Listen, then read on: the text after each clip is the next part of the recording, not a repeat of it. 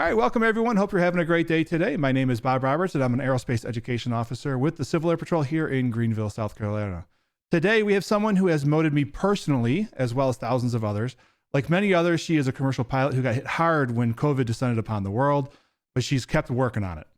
She did whatever she could to stay in aviation throughout and is making some real achievements that highlight the importance of just keeping on going. She now has a new position flying one of the largest airplanes humans have ever made, what we're going to talk about. And while she has been doing all of this, she has been vlogging and providing motivation and helping to build community in aviation. In the show notes down below, I'm going to put all of her social media information so that you can follow and talk about aviation with her as well. I will say she does an incredible job that she tries to engage with all the people that leave questions. I know me personally, Nancy and I haven't met each other, but I've asked her about 6 or 7 things in her comments, and she's always responded. And that's awesome. So without any more discussion, let's bring on our guest today, Nancy Bradshaw. Hey, Nancy, how are you? I am doing wonderful. How about yourself?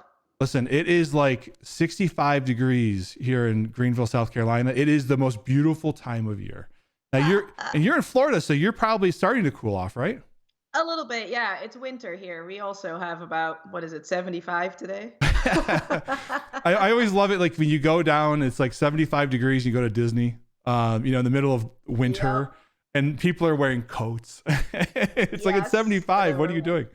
So, cold all of a sudden. Yeah, right. It definitely gets cold. Now, Nancy, I kind of want to, for our conversation, you've done some really great things, even above and beyond what you're doing today, right?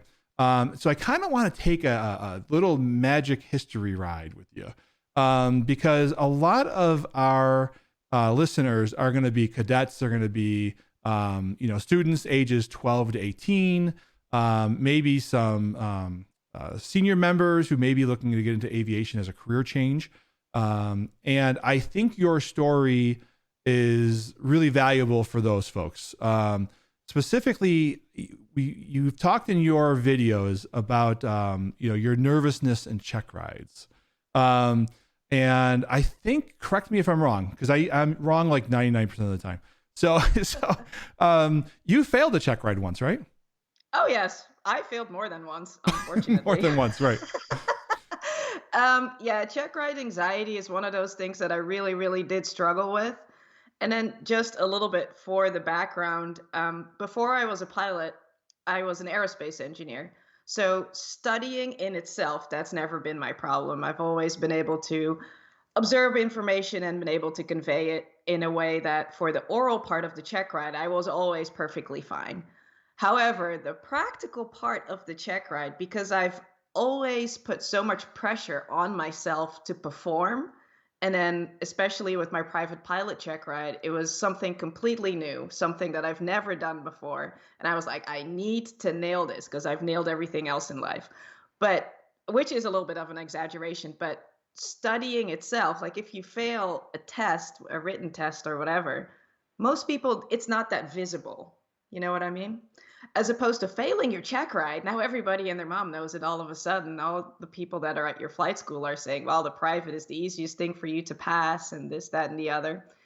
In addition to that, I was very much influenced by people saying, this is going to be hard because this examiner is extremely this and the examiner is extremely that, and people telling you what to expect. And I was very much influenced by whatever everybody else was telling me. And with that, I basically lost all my self-confidence, which made it that as soon as I stepped in that airplane, I was like, oh no, I don't know what to do. Everything that I knew was just gone, right? Because of this enormous pressure that I put on myself. So in that very first check ride that I did a lap in the pattern, and I don't even want to explain to you how bad it was. We landed, and at that point, I actually did not know that you can continue your check ride and then pass the rest of the stuff. And the examiner had not told me that either. So I was like, well, I'm just done. I don't just, this is done. We're done. Which then later on I knew because everybody else told me. And this is one of the things that made me also start my YouTube channel, because I didn't know all of that stuff. I didn't know that you could keep going. And if somebody had told me that, I probably would have tried to keep going with the flight. Mhm. But anyway, long story short, after that, all the pressure was off because now I've already failed once, right? Like, Yeah. What are you gonna do? Yeah. what am I gonna do What's now? gonna? So Yeah. then on the retest, I did extremely well. Like Mhm. it was no problem at all because all the pressure was off. And unfortunately, that type of pressure, I've had it again when I did my helicopter commercial add-on, Oh, I and didn't know it's you had your helicopter. yes. And so it was again all that external, what other people were telling me, because they were saying, well, you're doing your commercial add-on, that's really hard. You only have so many hours, because I had the minimum amount of hours to do the add-on. Again, about the examiner, it's tough to pass with him, blah, blah, blah, all that. So then exactly the same thing happened. That much pressure on myself.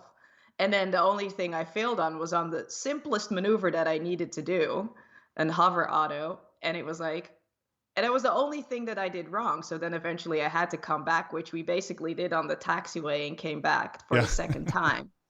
Because now, you have more experience, you've done check rides before, so I could kind of breathe my way through it. Mhm.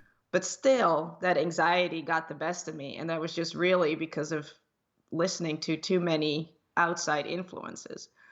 And the more you do it, the more you learn to block all that out, I think. And that's how, because if you want aviation, or at least if you want being a pilot to be your career, you're going to do a lot of check rides, a lot. Yeah. They So, never stop. Yeah. People think once you get no. your pilot's license, and it's not that easy. You've got check Yeah. rides And with your airlines. You've got check rides everywhere. right. And then with the airlines, it's every 6 months, right? You're gonna do some type of checking event, whether you see that as a check ride or not. Mhm. But as soon as I started doing flying as a career, like I've never failed any of my check rides in a professional sense. Now, do you So think do you think the reason why? So you kind of mentioned it already, but the reason you haven't failed, like, because from what I'm hearing, it sounds like you're somewhat of a perfectionist, right? So you're absolutely, you're that's used to succeeding. Like, yep, you're an engineer. I'm an engineer. So the answer is one or it's two. It's not exactly. 1.3. It's not 1.7. The answer is right. It's wrong, right? So there's that mindset being an engineer, right? So Yep, you either did it or you didn't do it. You did it. So exactly. do you think that kind of that mentality, it really is kind of a negative? Like, and so over time, like, you kind of learned how to deal with that in your check rights? Yes, I totally think that. Especially so, for example, for if you go to an interview for a job, they ask you what your strong suits are and what are the negative things about you. And I say that perfectionism is one of the negative things Hmm. about me because it really holds you back. Because think about it, as a pilot, all you need to do is be extremely safe. Hmm. Nobody's asking you to be perfect, right? Right. The only thing you need to do is be safe. And actually trying to achieve that perfectionism that is going to hold you back from being safe. And that's something that I really had to learn over the years. And I think I really, really got to know that when I started flying as a Hmm. pilot. Because like you just said, that engineering mindset is a lot different than the mindset that you need to have as a pilot, I think. I think both of them marry really well together, but I do believe you need to teach yourself a little bit a different view of things, specifically towards that perfectionism. I really had to kind of let that go. It's funny. It almost, I was just thinking in the back of my head while you were talking that, the writers, the people that are more artistic versus the engineers, right? And you have the people that are artistic, and they have they go to be or not to be, right? And then the Right. engineers are like, no, what is it? Darn it. Is it or Yeah. isn't it? I need to know if Yes, it it is or it is. isn't. Yep. So, so, so that's good though. But that shows that, as a pilot in aviation, it's good to kind of figure out just how to kind of smooth down. Now, let's say I have one of my ladies, right? And she's 16 going on 17, and she wants to be a pilot, and she kind of wants to go the same kind of route, you did, and, go to the regionals and career. She wants to do a career in aviation and general, civilian aviation, and maybe not, Hmm. not military. What recommendation would you have? And let's say they were really, like, really nervous about check rides and really nervous about, having the big mean examiner, scribbling on the notepad next to her the whole time. What recommendations or tips would you give her? I think the biggest tip that I think that will help you out a lot is and it sounds really new, like from the moment, is be in that moment. Be present of what you're doing, which is kind of like a buzzword nowadays because with meditation and whatever. But Right. I think it really does help during your check ride because, for example, if you do the oral part of your check ride, the examiner is asking you a question and you're answering the question, yet you're already thinking about what he might be asking next. Hmm. So you're not really paying attention what he's telling you. Just paying attention to the words and what the examiner is asking you can make it so that you actually will answer the question that he's asking, right? And putting um, more thoughtfulness in your answers as opposed to thinking about, oh, what might be the next question he's asking. Or even more so, sometimes you're sitting in that oral part and now you're already thinking about what am I going to do when I start flying the plane? Yeah. When are we going to be done with this part? So your mind is already 10 steps ahead, but you're not really paying attention to what you're doing in the moment. So I think that's really important. I think the second thing that's really important, especially for that knowledge part, is you don't need to know everything by heart. Mhm. And if you don't know an answer, don't panic because the examiner is not only there in the capacity to evaluate what you know, 9 out of 10 times the examiner wants to teach you something as well. Mhm. And 9 out of 10 times they want this to be not only an examining thing, but they want it to be a learning experience as well. So don't be afraid to say that you might not know the answer, right? Never, I would personally say, don't say, I don't know, right? That's not a good Right. answer.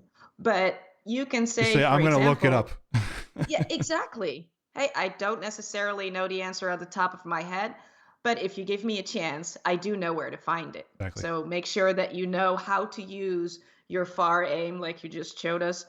Make sure that you know how to use it as a reference instead of like a textbook, right? You need to know where the answers are if you might not know it by heart. Mhm. I think that's really important. And I also think it's important to just not put so much pressure on yourself. Because I think specifically for us women, we put a lot of pressure on ourselves. I don't have that many friends that are, well, that let me rephrase. I know a lot of women in aviation, specifically general aviation, but not that many that went all the way to professional pilot. Maybe airline pilots, that's a little bit less. But I do see in the ones that I do know, we all put tremendous pressure on ourselves because then you're like, but I'm, one of however many in the company, not that many, Right. and I need to perform to show that I'm supposed to be here. Because you do, unfortunately, you still do once in a while get that thing that people say, well, the only reason that you're here is because dot dot dot, right? Right. Fill in the blanks. And Oh, and I hate those unfortunately, people. I'm sorry. I hate those people that make those Right, but I comments. mean, I don't necessarily see it as a bad thing because it makes it so that I want to perform the best I can. Mhm. But I think it's really important to remember that you're performing the best you can for you and not for anybody else. And I think the type of pressure that you put on yourself just because you want to prove yourself to other people is not going to help you pass a check ride. Mhm. It's just not. Just added It's stress. Yeah. it's just added stress that you don't need. And it's hard enough, right? And I would also say, like with every check ride, it's gonna get easier. Mhm. That private pilot, I would say, is the worst one. If you pass it or not, it doesn't matter because you have never done it before. Mhm. After you've done your first one, then you'll feel better about the next one. Yeah. The fear of the unknown is worse than the actual Absolutely, event itself. absolutely. One thing you said though, I think I really agree with, and a lot of people don't think of these folks this way, but those examiners, most of them are not career people. They don't do that for a full-time job. They're not hired by the FAA, right? They're certified by Right. the FAA, just like a pilot's certified, right? Yep. So most of those folks, they're doing it for a reason, right? So anytime you look at somebody in a position, you go, what's their internal motivation? Why do they do this versus doing something else?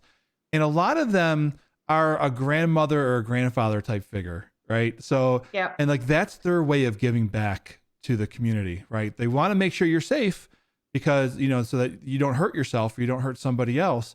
but they're there really to help mentor as well. And then when you get done, I unfortunately, the person that was my first examiner is no longer with us, but I spoke to him all the time. Every time, the first time I met him, I thought he was this evil individual shooting fire out of his mouth and smoke coming out of his ears. And, and I'm not an easy guy to scare. I'm 6'8", 300. So, I'm a big guy in aviation, but, physically anyways. And this examiner was like all of like 5'5", 110 pounds, soaking wet, but he scared the heck out of me. So, Yeah, and you hear that so often that students are just incredibly intimidated and the examiner hasn't even said anything, right? it's right. And that's also, I mean, that was me too, but I don't believe that anymore. I really think, like you said, they're there because they want to be, Mhm. right? They don't have to do this. They're really trying to help you get to where you want to go. Um, and yeah, just try to keep that in mind. Now They're I'm people too. Now I'm good. Yeah, right. Most of them, maybe not all of them. So now I want to bounce around a little bit. I'm going to come back to kind of how you got started, but I because of talking about the check rides, you mentioned something I didn't know. So you mentioned that in the airlines, you get maybe not a formal check ride per se, but you get kind of an evaluation flight of some sort every 6 months. You said. Yeah, so it kind of depends on which outfit you fly for, but you're going to have to do a line check at least every 12 months.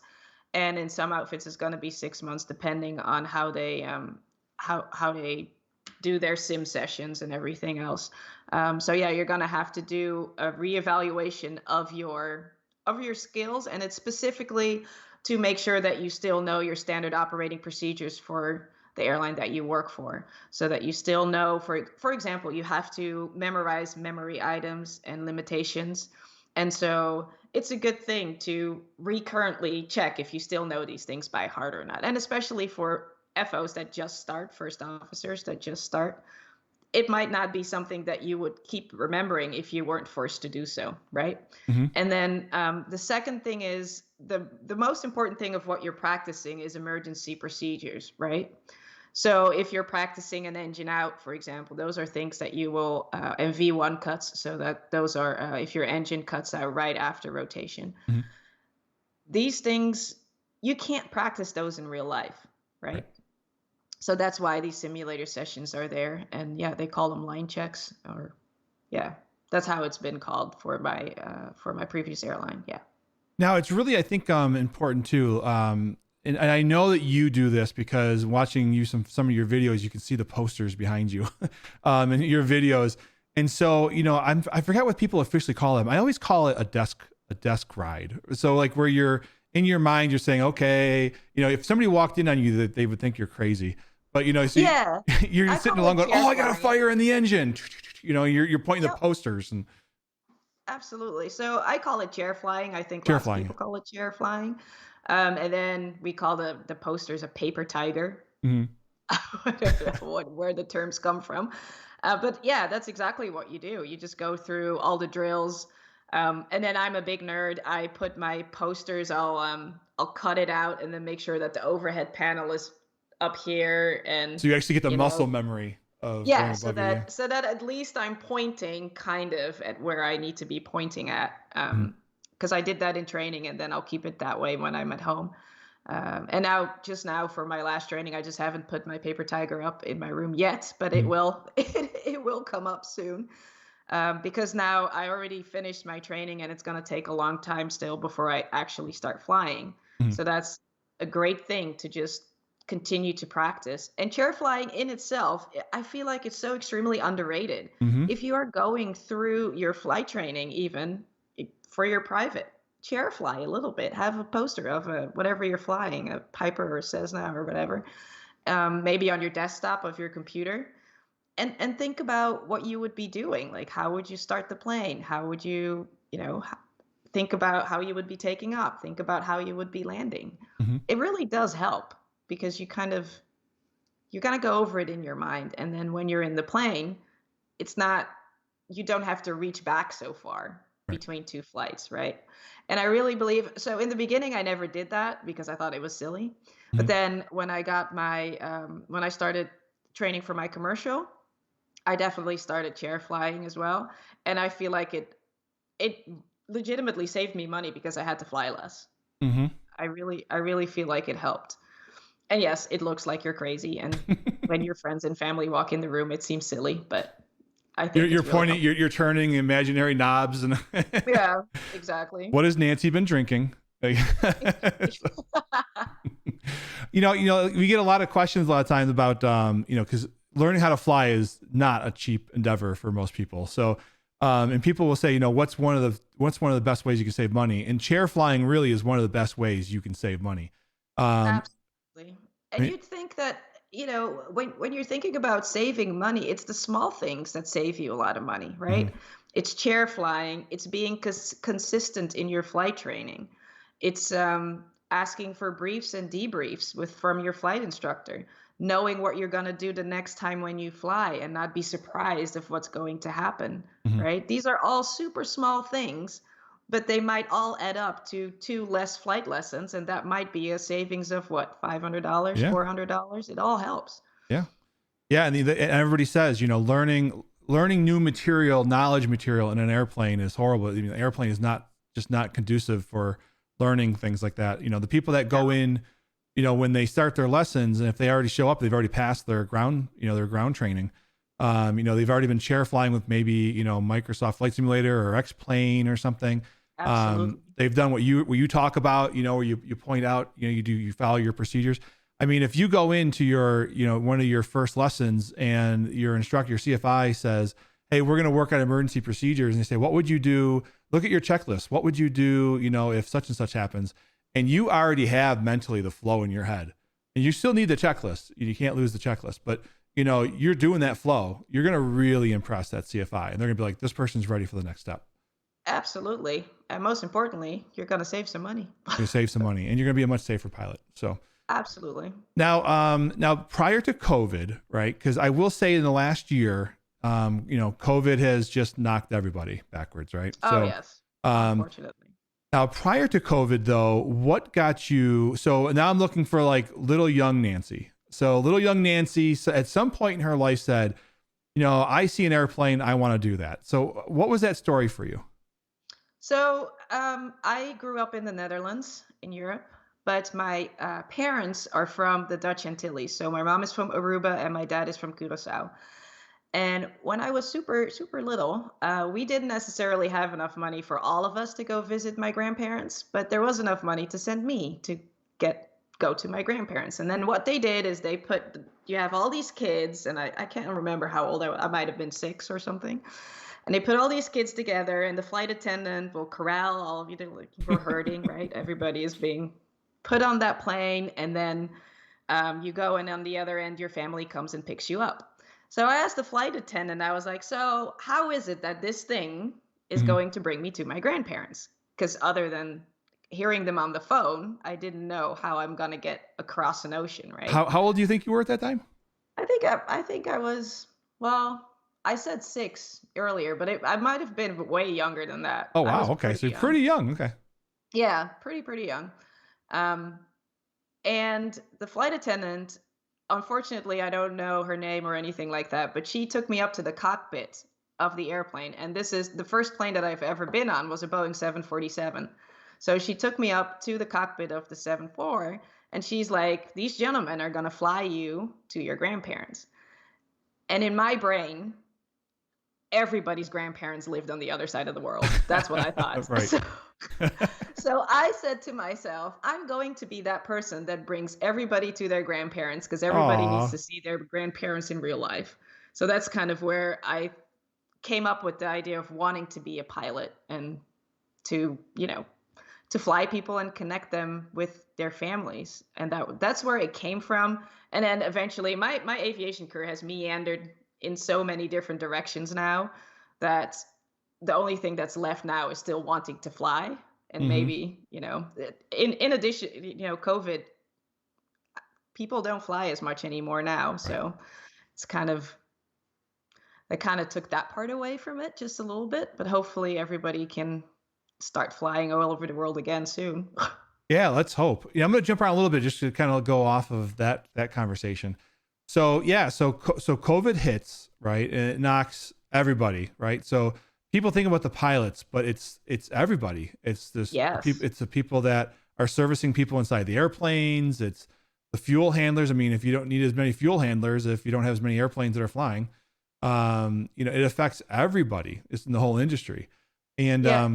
so now prior to because I want to talk about where you're going. But so prior to COVID hitting, because COVID just like descended out of nowhere, right? So it was so interesting. Interesting is probably not the right word. Sad is probably a different word. But it was interesting to see all if all of the people I talked to and all of their goals that they had set in January, February, March of this year, and some people literally a week or two before they found out they're being furloughed, or in your case you didn't get furloughed, your company closed. Yep. Lost my job altogether.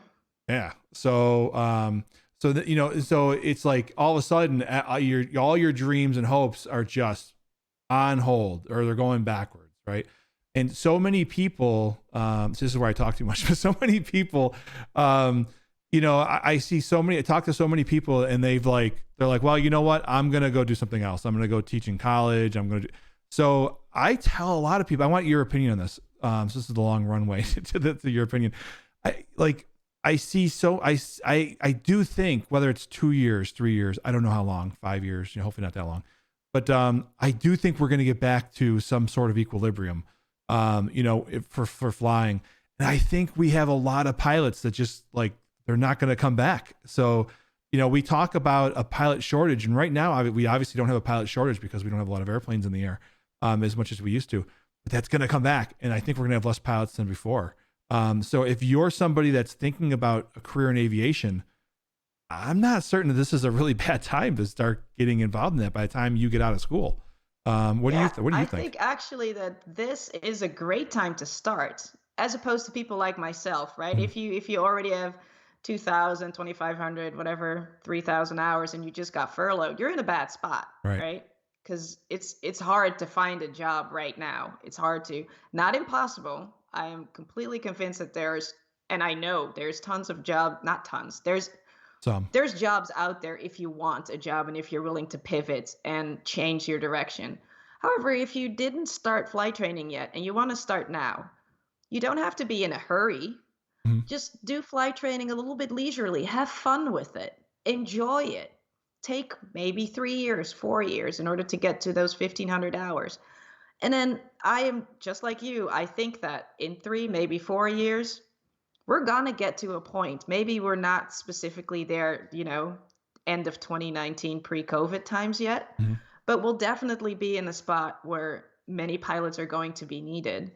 And if you are ready right then, you're going to be able to get a job. Mhm. I'm convinced of it. But I do think that in order for you to get there, you need to be creative and you need to be patient, and I don't think you have to be in a hurry. I think you can enjoy it instead of, pre-COVID, everybody was trying to rush through flight training as quickly as possible because the airlines were hiring everybody with a pulse, which Mhm. was just true, right?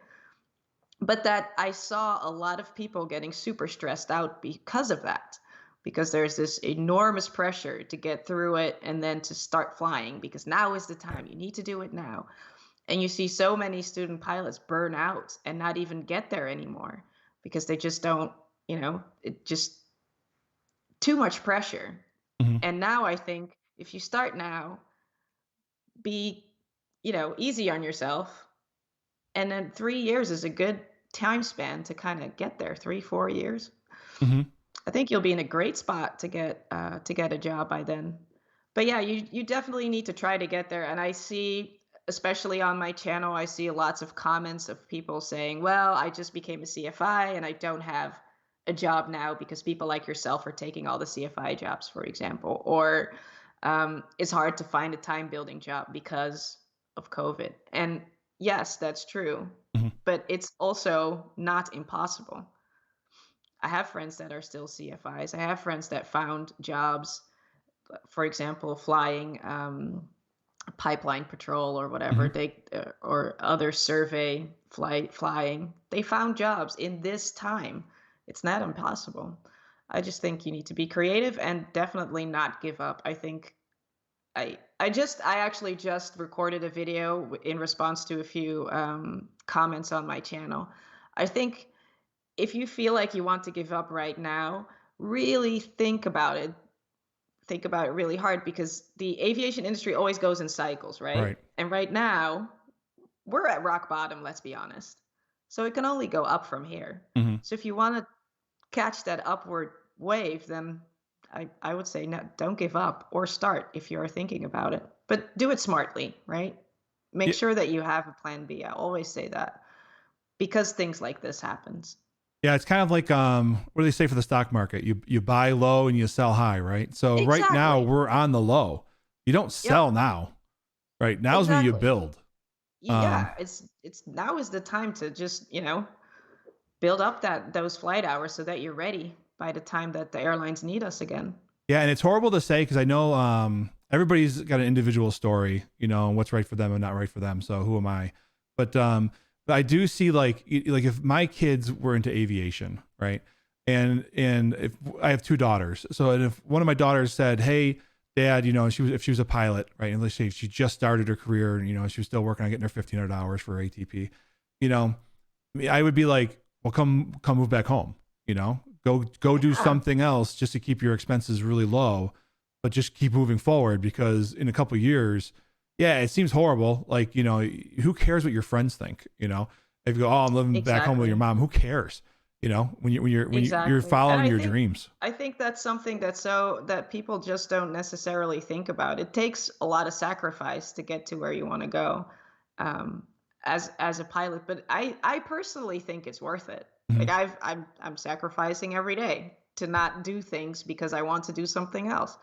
A really silly example is I really want to get my ATP add-on for the helicopter. Mhm. It's gonna cost a lot of money, right? So then I'm saving up, and instead of buying a new car, because I definitely need a new car, Mhm. I'm gonna do my helicopter training anyway because I feel like that's more. I think that that's better use of my money. The car Mhm. will still run, but I don't have an AC, which is a little bit of a problem in Florida. That's true. I last time I went to Disney, I did lose my AC and it was really miserable.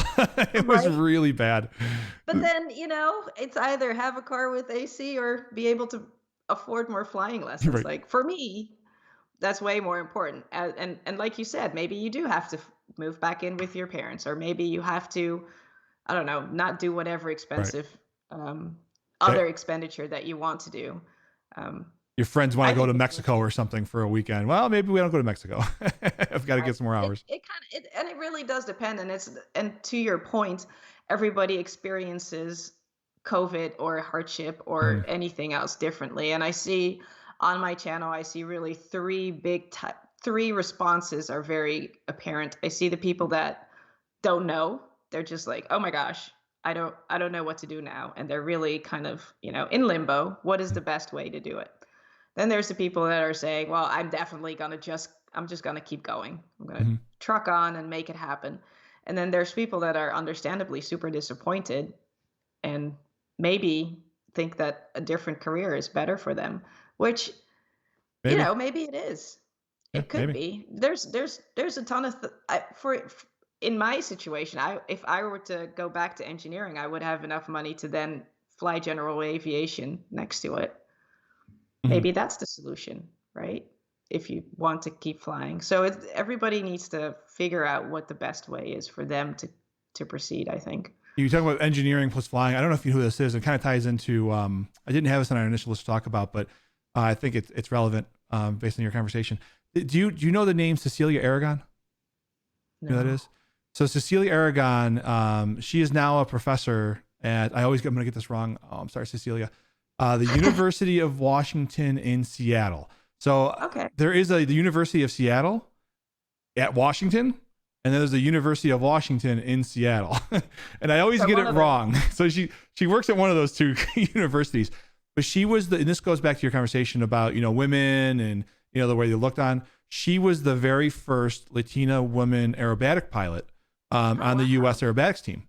And she ended up Very becoming cool. the fourth ranked U.S. aerobatics pilot, men or women, in the U.S. And she was the fourth ranked women's in the world. Um, Wow.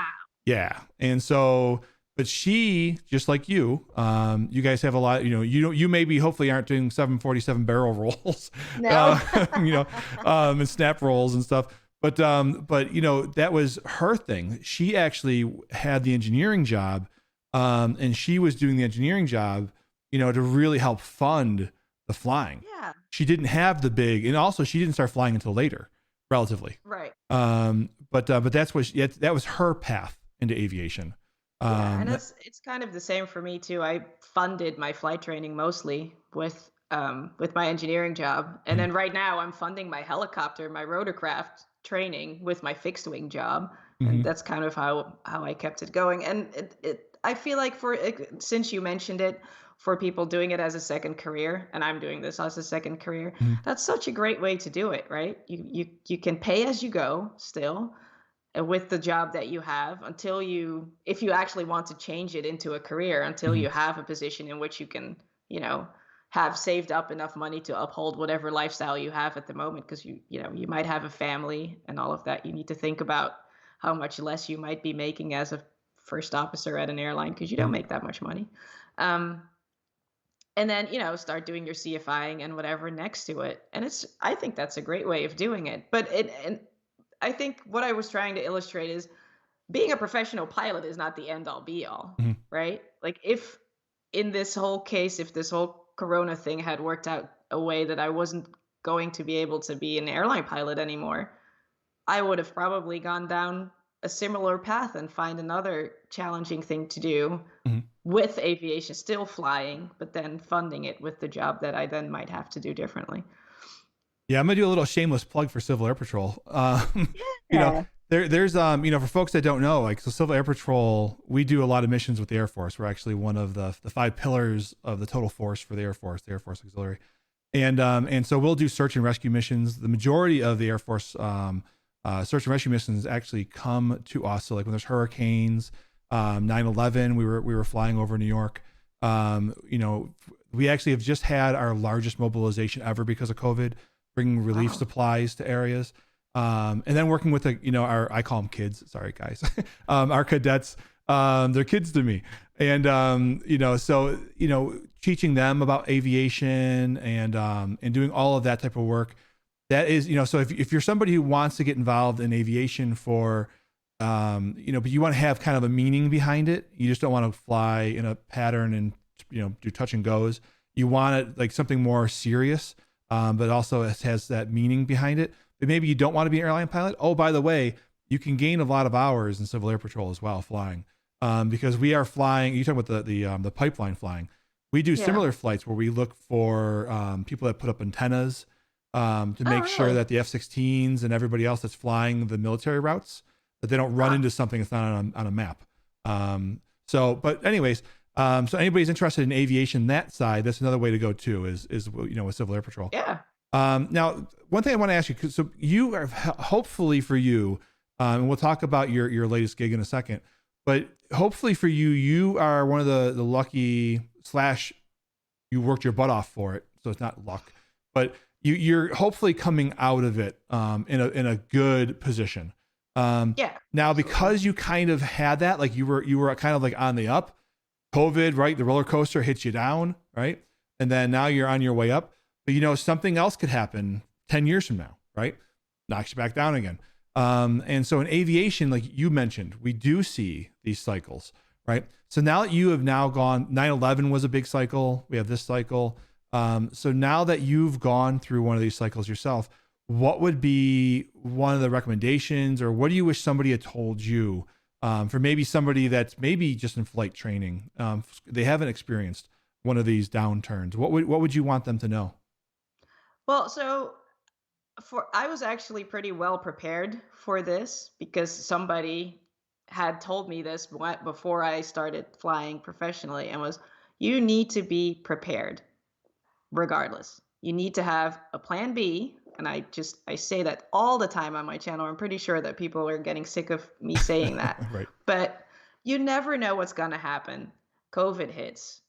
Maybe you lose your medical, whatever, right? Knock on wood, you don't want that to happen, but something can happen. Unfortunately, that's where I'm at right now. Oh, I'm sorry. Yeah. That's not good. I'm hoping another Ooh. month I'll have it back. Oh, goodness. But so, yeah, there you have it. That's an example, right? Um, you need to have something else that you can do. And I personally think it's important you need to have something else that you can do that you actually like to do, so that you're not going to be completely miserable doing whatever whatever the alternative is. And the second thing that they told me was to basically save up money just in case, right? Because you never know. If you do lose your job, you need to have something like an emergency fund, some type of buffer. And so I had those two things in place, that when COVID hit, yes, it was I felt, for me personally, and I don't know if that's because I'm a woman or not, but it felt like a super big emotional thing. Like emotionally, it felt like a huge hit, just like you said. Oh my gosh, my career, what I've been and in my case, I've been working towards that point for 10 years, right? Mm-hmm. From my first flight lessons until I finally got into that right seat of an airliner. It took me 10 years. So it was a huge hit. But when I then sat back and objectively, without all the emotion, looked at it, I was like, well, I'm actually in a great spot. Mm-hmm. I have enough savings to not have to sleep in a cardboard box under a bridge. And I'm in a position that if it gets that bad that I can't fly another plane at this point, I can do something else. Mm-hmm. Right. And I think that those are two super important things. But the one thing that I had not expected and nobody told me, is that it's taking like an emotional, the feeling behind it is so much more than I thought it would ever be. I was just shocked of how terrible I thought it was. I would have never thought that I would have such a, I don't know, like physical reaction to it. I was just really distraught by the whole thing. And I think that a lot of people, and especially for pilots, because we're all like, type A personalities. And I think that people don't want to admit when something hits you that hard, but it really did. And I think that that's, other than being prepared in all the objective, things that you need to do, also make sure that you're emotionally prepared to take that hit if needed. And I guess, in the last 20 years, it happened 3 times, right? Kind of with 9/11, you had the economic crash. Right. Now we have this. 2001, 2008, now this. Yeah. So I think we all can collectively agree that we want nothing to happen for the next 20 years. We've had enough. Exactly. 3 things. But just in case, you need to be prepared. Yeah. And it's not funny at all, actually. I had at some point I had a response video to a comment that somebody had posted on my YouTube channel, because here I am up and coming with my flying, and I'm posting all these videos and I'm all glad about, and a big thing I want to convey is positivity, right? I want people to see the fun parts of it. And I'm trying to be as realistic as possible. So that's why I also was very public about the whole furlough thing. But so this gentleman had told me, well, you haven't gone through a downturn like this, and he had been furloughed twice before. And then I think maybe 8 months later, I lost my job due to this whole thing. And I really have to think back to that comment, because then I had a very harsh reaction to it. And I think now that I've been in that position, I probably wouldn't have reacted that harshly to that comment. I still stand by what I said, but I wouldn't have put that much figure into it. I think right now I'm thinking you need giving all the people that have gone through this a lot more grace than I did previously, I guess. Yeah. So yeah, let's hope that everybody comes out of this, for the better. So Absolutely. Now let's talk about you specifically. So I think it sounds like you are coming out of this, on the positive side. So prior to COVID, you were flying a regional, and what type of airplane? Was it Embraer? So I was flying an Embraer ERJ-145. It's a 145. 50-seater. It's a basic. Some people call it the Barbie jet because it's one of the smallest jets out there Yeah. to fly. And it's one of those that you're sitting in the cockpit, and 9 out of 10 times when people come and get on the plane, they're not aware of what type of airplane they're going to fly in. Yeah. And they're like, oh my gosh, this is the smallest plane ever. By the way, you would not be able to stand up straight in that plane. I can't listen. There's very few airplanes I can stand up straight. There's your 747. I might not be able to stand up straight. Exactly. Well, the cockpit is surprisingly small in that thing. You should see me try to get. Flying. So you should see me getting into a 737 cockpit. So the seven, I don't know who's at Boeing and what they have against tall pilots. I mean, you have these big airplanes. Can you just give me an extra 4 inches of leg room in the cockpit, please? Anyways. There you go. Yeah, they are small. I agree. But yeah, so that was the plane that I flew. And then now I'm going to fly a 747, like you said. So I upgraded. So you went, okay. So for people that don't know, and if you're not into aviation, I don't know how you would be watching this show, but so assuming if you're watching this show, you understand this a little bit, but you literally went from a toy model of an airplane with the 145 to, so you could almost take your airplane and put it inside the engine of the engine you're going into. The takeoff weight of a 747 is 20 times that of a Embraer ERJ-145. Don't quote me on that, but I believe it's about 20 times. You could take off the wings and the body and just shove it in the baggage compartment of your 747 or your old airplane. Basically. Yeah, it's a really big difference, and it's a huge. I think for me, obviously, this really comes full circle because it's the first plane I've ever been on. Wow. I honestly never thought in a million years that I would be able to fly the 747, and it's literally a dream come true, right? Yeah, you're fulfilling your goals as a 6-year-old. I mean, that's incredible. Right? But then on the other hand, it's also completely different because now instead of flying people, I'm going to be flying freight. So it's a completely different world. I honestly don't know what it's going to be like because it apparently is a completely different side of aviation that I have not experienced yet. So now, just out of curiosity, not to name drop another YouTuber, but have you spoken with Kelsey over in 7-4? No, I have not. But the funny thing is, 2 years, right when I started with the channel, I messaged him and I was like, how do I become a 747 pilot? Because I watched this channel. I'm like, this is fantastic. And then he replied to me and he said, well, you need to have some more experience and this, that, and the other.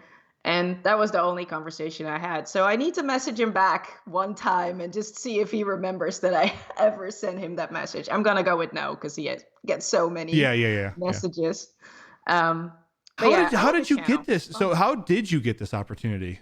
I mean, in the middle of COVID, I mean, first of all, to get this opportunity non-COVID would be incredible. So how did you get, I mean, there is not, for those that are listening, there is not a million, like there's a lot of 737s, right? There's a lot of Embraers. There is not a lot of 747s. You're putting yourself in really kind of an elite group of aviation. How did you find that opportunity in the middle of a global pandemic?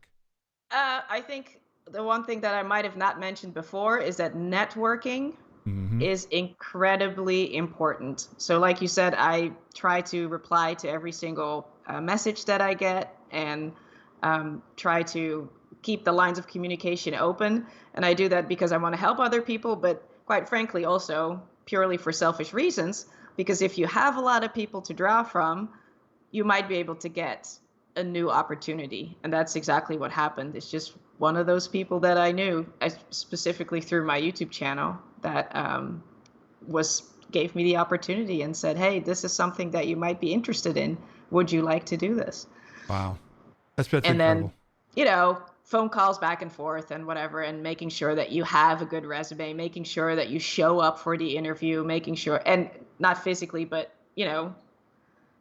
do all the quote unquote idiot proof things. But, it sometimes it's so silly because people get an opportunity because they know somebody. and then they get an interview, and then they show up at the interview in sweatpants and a t-shirt because it's a Zoom interview, for example. Right. And then they're surprised that they don't get the job. But listen, right now, for you, 10 others, because they have resumes that are piling up. Mm-hmm. You need to show up. You need to make sure that you dress the part. You need to make sure that you are prepared and all that stuff, right? And I think the opportunity, so yes, I'm lucky. I realize that. I'm 100%, I know that. But I do think, You like, did the there's work. this quote, it's like luck favors the prepared. Mm-hmm. I was prepared to be able to jump on that opportunity. And I think that that's a really important thing. So networking is super, super important, and be prepared to jump on those opportunities when they come your way, because they will, as if you communicate with a lot of different people, and also be open to new things, right? Like, I never thought about flying cargo, never thought I was going to do that. And then, I was flying 3 days on, 4 days off, or 4 days on, 3 days on, whatever, a schedule like that. And now I'm going to be flying 17 days on and 13 days off, Mm-hmm. which means I'm going to be away from home for a really long time, something that I haven't done before other than training. And you need to be open to new opportunities like that, and see if you want to at least try, right? Yeah, And, it's a new lifestyle. it's lots of unknowns.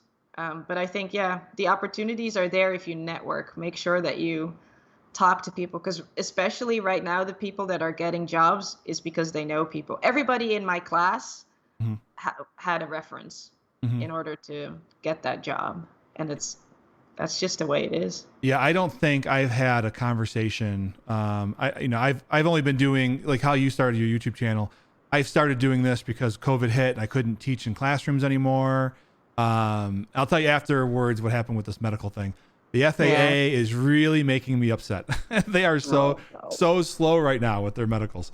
But anyways, they you find other ways to keep involved in that community. And so I think I've talked to maybe 10 people, pilots like yourself, in the last like maybe 6 weeks or 5 weeks. And every single one of them has talked about the importance of community and building that community. And there's a direct correlation. And it's not just, civilian aviation.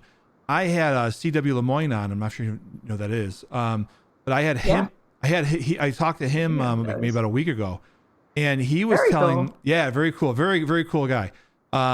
He's another guy like you, just wants to help as many people as he can, with his background, and he started his thing too, again, just like you, just to help develop that community. And but he was telling a story that when he started, he had a real big problem, and he was basically told, no, you're not going to fly. Now, he wanted to go military, not civilian.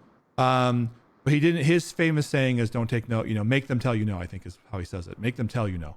But he had some like contact of a contact who was somebody knew somebody from an ROTC unit at some base, and then because he kind of had a good attitude about aviation, after he kind of was told it ain't gonna happen, buddy, they reached out to him and said, "Hey, do you want to work kind of in the area?"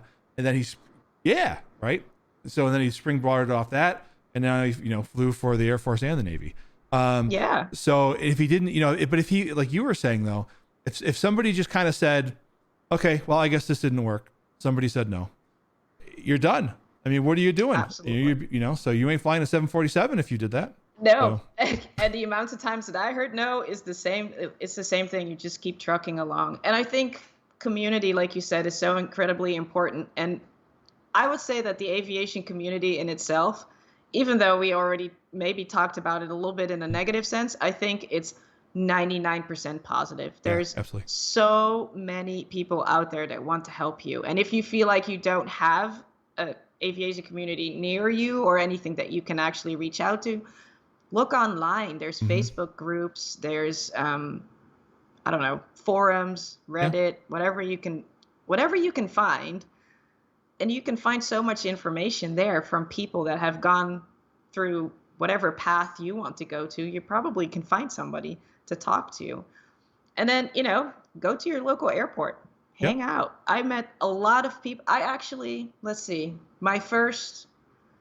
I had a, my first airline job, the corporate job that I had before that, they were both also through contacts that I met at the airport. I got my airline job through actually a student of mine that went to the airlines before I did, and she wrote a reference for me. Um, it's just, yeah. So now 3 jobs in my professional pilot career were through people that I knew. Let me ask you about that. Because I hear people say that, and I have this envisionment when people say they meet people at the airport, right? And so now I'm thinking about, seeing Nancy standing at a fence on the outside of the airport, looking into everybody. So like, if you're like, how does that work? How do you meet people at the airport? How do you get involved to start developing those relationships with people at the airport? How did you do it? Well, in the beginning, it was a lot of deep breaths and just walking up to a person. For example, I saw somebody that had a Cessna 140, and I was intrigued by this airplane. It's a tailwheel. I love flying tailwheels. I was like, that's a cool plane. And I just took a deep breath and walked over, introduced myself, and said, hey, I'm Nancy. You have a cool plane. And that, then becomes a contact. You might be able Mhm. to fly with them or not. And specifically, don't have any expectations. But that's an opener already, right? People that have airplanes that are there are going to want to talk to you. And this is That's right. specifically in the general aviation spheres, right? Um, or you find 2 pilots that are in a corporate jet and they're eating their lunch at the FBO. Ask about what type of airplane they're flying. How long have you been flying? How many hours do you have? It's an in. It's something that you both, assuming that you're there because you love aviation, this pilot became a pilot because he loves aviation, or she. Talk about things that you like. It's that easy. Uh, But it does, I mean, I'm not necessarily that much of a social butterfly, even though it seems like it with the whole YouTube channel thing. yeah. It does, for me, it did feel like, you know, all right, let's do this. And it just helps. And then it really does help if you become a CFI or Mhm. you're in an organization like yourself with the Civil Air Patrol. You just, already have a little built-in aviation group at that point. And specifically when I was a CFI, it was easier to meet people because now you kind of look the part, right? You kind of have that get up on, and you can kind of like walk over to people a little bit more easily than when you're just normal, I Yeah. guess. You all of a sudden now you belong there. You're not kind of the Yeah, outsider exactly. trying to figure out how do I get in. Like you're the Exactly. establishment, so to speak. Exactly. And it's also kind of a confidence builder, right? Because now it's like, ooh, I'm a Yeah. professional pilot now too, so I can talk to you, right? Somebody's Like it's actually paying me to fly. It doesn't cost me $200 every hour I right. want to fly an airplane. So Absolutely. if you've got the time, Nancy, I know we're running. I've got 2 more questions for you. Do you have a few more minutes? Sure. Okay. Yeah. Because I do want to get into something you just said, and then I do want to finish it up with the 747, and then the YouTube. So maybe 3 more things if it's okay. Um, Sure. so now I'm going to be selfish. So this question is for me. So if anybody else gets any benefit out of this, that's awesome. This is for me. So once this medical thing gets done, hopefully in another 2 weeks, I am actually going to be looking to go on for my CFI. So do you have any tips or tricks for people that are, really been GA focused? They're not looking to go into, the airlines or anything like that. They just, the CFI thing is just so they can give back to the community. Do you have any recommendation for people that are looking to move into a CFI position? Uh, as in how to for your exam or for when to actually instruct? Good question. So when you're instructing, I'm not so worried about the exam. I'm like you, I get super stressed out, but usually for whatever reason, I pay them enough money and I can buy them off. And they check me off. But no, like when you get that first student, and to be honest with you, because at that point you have 2 nervous people in that airplane, right? You Yep. have that student who's really nervous. Absolutely. And now you as a CFI, listen, everybody wants like the really experienced CFI. I totally get that. Right. And I'm actually going to be doing another video on 5 questions to ask a CFI. But one of the things like the Pilot of America, you talked about the forums, right? So, I asked some of the members in the Pilots of America forum, what Hmm. are questions you think people should ask? And almost all of them are like, basically experience questions. And I feel bad because I'm like, well, the only way to get experience is if you're also new. So, so when you're brand new, you've got a new pilot, you got a new student pilot, and then a new CFI. You're both trying to do the right things for the first time. So, so I guess that's the situation I'm looking at for your thoughts. So I think one of the most important things that people tend to overlook is that new CFI is the one that has the most recent information fresh in their heads, right? So, for example, I just did my CFI refresher course online, but I certainly haven't flown with a student for a long time. So now I'm the experienced flight instructor with more flight hours. But if you just passed your CFI check ride, that student is better off flying with you than with me, right? Because my airline experience is not going to help me fly that Cessna 172, let alone save it from somebody that doesn't know what they're doing, right? So in that respect, when you just start, you have all that information, you have all that stuff so fresh in your head.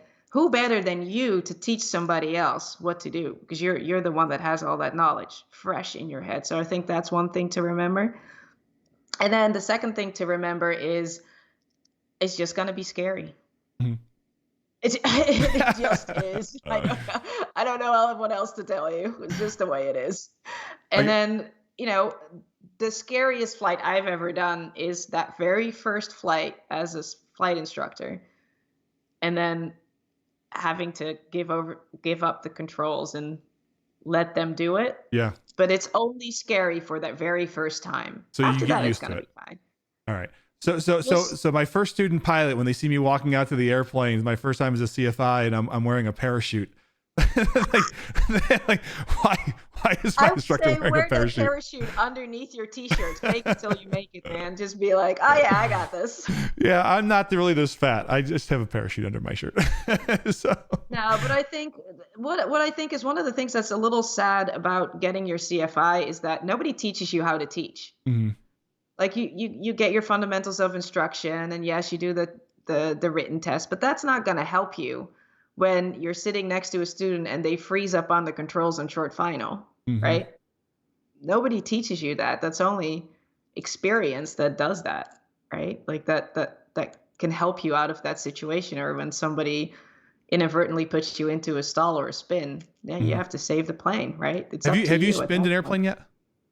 I have, yeah. But I have also done, you have to do it for your CFI, training. And I did an upset course, which I would absolutely recommend to anybody, specifically if you want to be a CFI.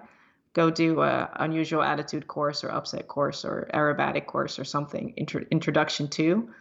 Because if you've done it a few times, then if it, all of a sudden happens to you, then you know what to do. You're not freaked out. Yeah. Yeah, it's not that sinking feeling anymore. It's like, oh yeah, I felt this before. I got to find one of those airplanes that can hold a 6'8" guy. But anyways, so the 747. Now have you completed your type rating? Are you still working on your type rating? The type rating is complete. I passed at 28th of November, something like that. So congratulations, that's huge. Thank you. That is sweet. It's super exciting. It's so funny because you fly the simulator for 75 hours, if not more, and it's like this little box, right, that you're in. Yeah, it's a big version of a Redbird, like for those and people in GA. Exactly. Yeah. And then I have, honestly, I can't imagine what it's gonna feel like to actually fly it. It's like the 5th largest plane in the world. Yeah. I don't even know. I can't imagine the first time you go to flare that airplane, and your cockpit's gonna feel like it's 100 feet off the ground, and your wheels are gonna be touching down in another centimeter.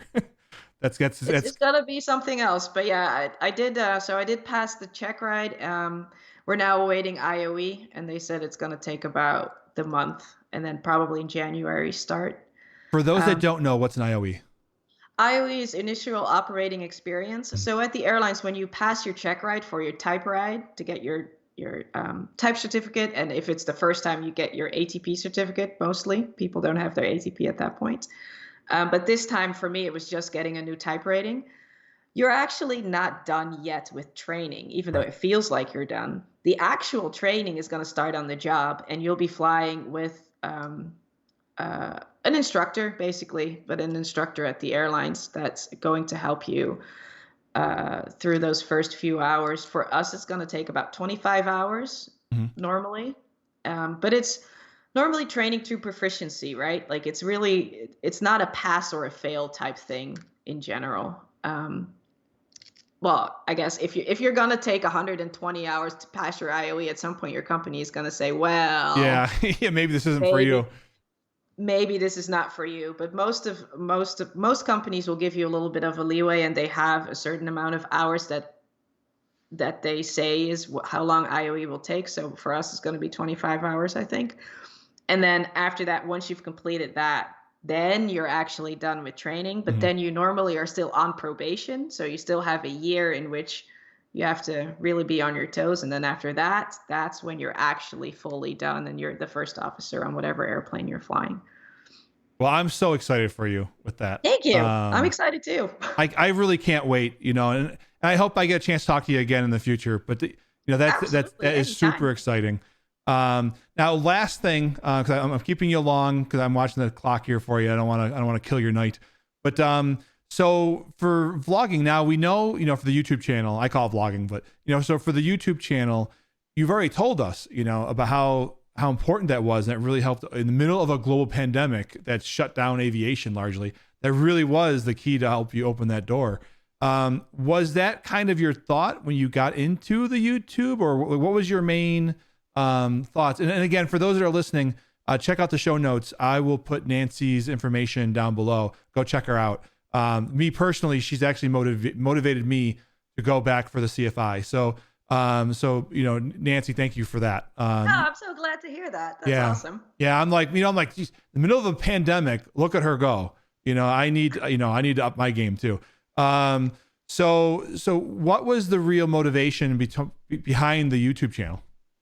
I think the initial catalyst was I got a 360 camera and I Mhm. put it in the cockpit. A friend of mine, he had a Cessna 172 at the time, and we went flying and I had cool footage and I was like, this is so much fun. And I'm editing it and I'm like, what am I going to do with this? What Mhm. are, you know? And so I started putting it online and I thought it was cool to see. And then I started getting questions from people that were asking really like the starting things that I didn't know when I started. Mhm. And I was like, wait a minute, if this is something that I can help people with, why not? And then eventually, very selfishly, I noticed that you can make money off of it too. Mhm. And then I noticed that as I really enjoyed my time as a CFI, some people use it specifically just to build their hours, but yes, I was building hours, but I had a lot of fun doing it. Mhm. And I also noticed that just with the YouTube platform, I can reach so many more people with, the tiniest bit of information that might be helpful, Mhm. right? Just like for some people have no clue how to find a flight school. I Mhm. didn't know when I started at all. I had no clue. Yeah. And What's an then introductory flight? yeah, What's nobody 61 told versus me what a discovery 141? flight was. Yeah. I didn't know what that was. I had no clue. I didn't know that there was something like Civil Air Patrol, right? Mhm. Like I didn't know so many things that I didn't know. And I'm trying to put all those things from my experience, what I didn't know, I'm trying to put that out there so that people do know. Mhm. And then specifically at this point, I'm trying to reach people that want to change their careers and become a pilot because I feel like um, I get messages from people from kids that are 25 years old and they're saying, "Am I too late to become a No. pilot?" It's like, no. No. Like myself, I'm 38 now. That means I have 27 years left Right. to I have a have a friend who switched complete over. career. I have a friend who he's in his early 50s, and 2 years ago just switched over. Now he's not gonna retire with 30 years and that huge pension from the airlines. Yeah, But you know what? He's doing something that he absolutely loves, and he got sick of the desk job, and he wanted to do something else. And life isn't a dress yeah, rehearsal. You got to go do what you absolutely. want to do. Absolutely. So that's kind of where that came from. Mm-hmm. I do like right now because of the pandemic, right? I haven't been flying much, and I had a lot of fun doing the vlogs, like Mhm. the video logs as they're called. And now I'm doing a lot more of those sit down talking videos Mhm. because I just don't have any interesting footage to share, right? I'm not flying. I'm not. And again, that's because I'm saving up money because I want to do more helicopter flying. If Mhm. I were to spend money on fixed wing flying now, that would just, take away from that. Yeah. So I really did enjoy doing that. And I really enjoyed showing what regional airline pilot life really is as a starting pilot. I Mhm. found a few channels that I was like, you're showing things that's great, but it really isn't that fantastic in real life. Right. So, and not trying to dissuade people, but to give people the what it actually looks like Right. so that you can make an informed decision of if that's something for you or not. Yeah. So what you're watching, is it a screensaver, or is it actually something that's providing value, to the person Exactly. And watching? that's Yeah. that's my biggest thing. I really do want to provide value on the channel.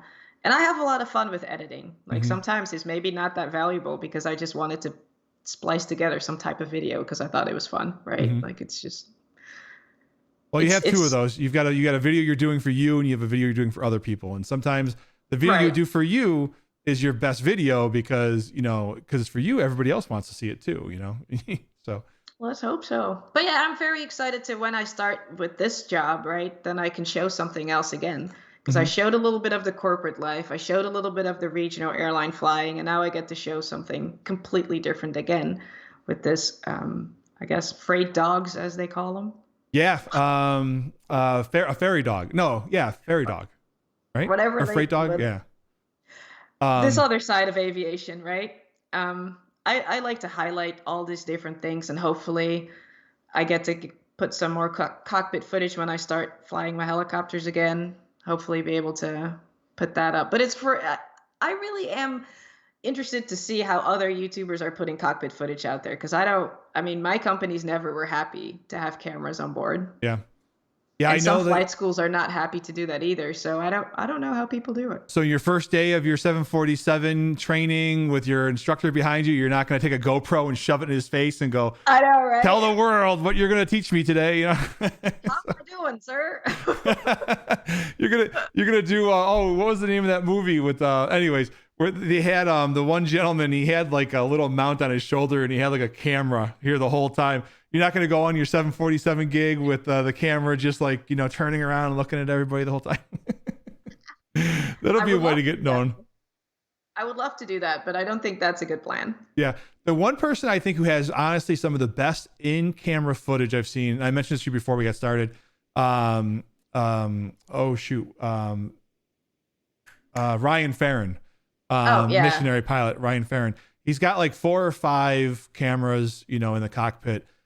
He does an incredible job of just talking like it's a single engine. He flies a Kodiak, a Quest Oh yeah. Kodiak. So it's kind of like a Cessna Caravan for people that don't know.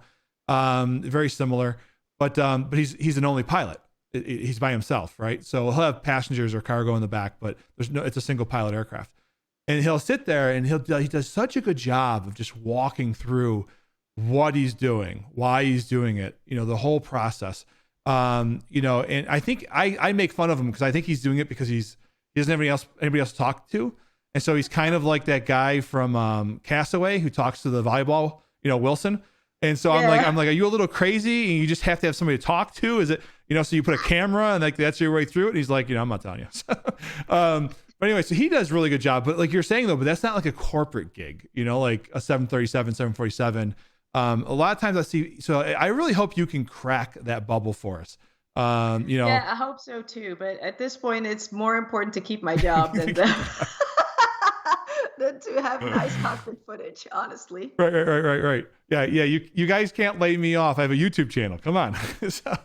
Well, it is something that you need to consider for those of you out there that want to do the whole YouTube thing. Because Mhm. as soon as my YouTube channel started growing a little bit, it was the first question on my interview for this job was, Really? are we, yeah, what are we gonna have to expect from your YouTube channel? Are we gonna see, I don't know, whatever they don't want to show you Do they on? want the publicity from the YouTube channel, or you think, or they want to make I sure they don't don't get in trouble from the I don't YouTube channel? necessarily know at this point because I didn't ask the question Mhm. because I just want to assure, like, if it's also a If question of there's an engine safety, of fire, you're not course. going to put, you're not going to whip the cameras out and start videotaping.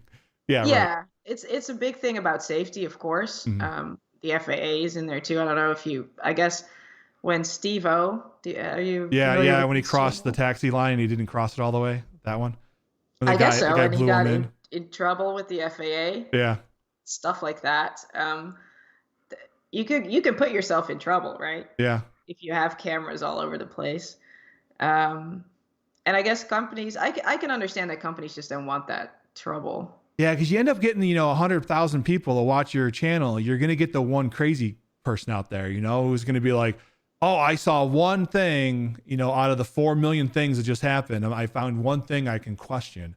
So I'm Yeah, going and to contact the there's FAA." always going to be trolls out there, Yeah, right? That's just the way it is. It's something that you have to arm yourself against. But I right. think some companies are willing, and some companies are not willing to bear that because there are a few corporate channels out there that are flying with the companies knowing, Right. and their Part 91 flights, they film the whole thing.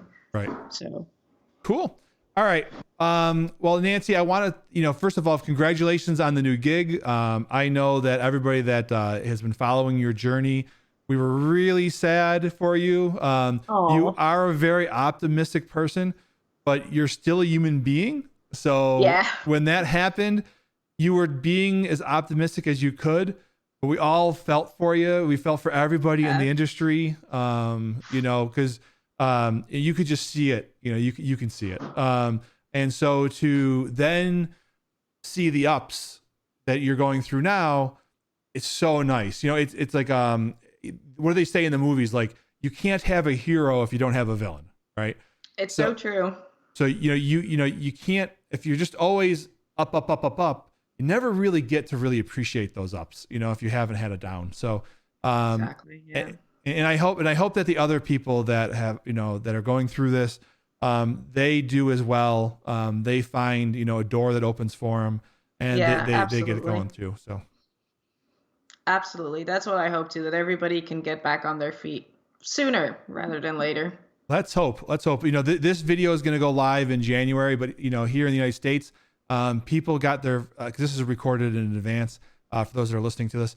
In the United States today, we had our very first vaccinations. The vaccinations have started. So now, if we can just try to keep the politics out of all this, we can do what's right, and we can get this thing behind us, sooner rather than later. So, so Absolutely. Nancy, thank you so much. I hope to meet you in person. Yeah, absolutely. You're not that far from me. So, maybe we can do a collaboration. I'll come pick you up in a 182 and we'll do the $100 hamburger video. So Absolutely. That would be a lot of fun. I'm looking forward to that. So, all right. Well, if anybody is interested in learning more about Nancy, kind of following her story, she has some incredible videos, and really can kind of follow along. And like I said, she is not this like 400 million, subscriber. Maybe someday she will be. I'm rooting for it.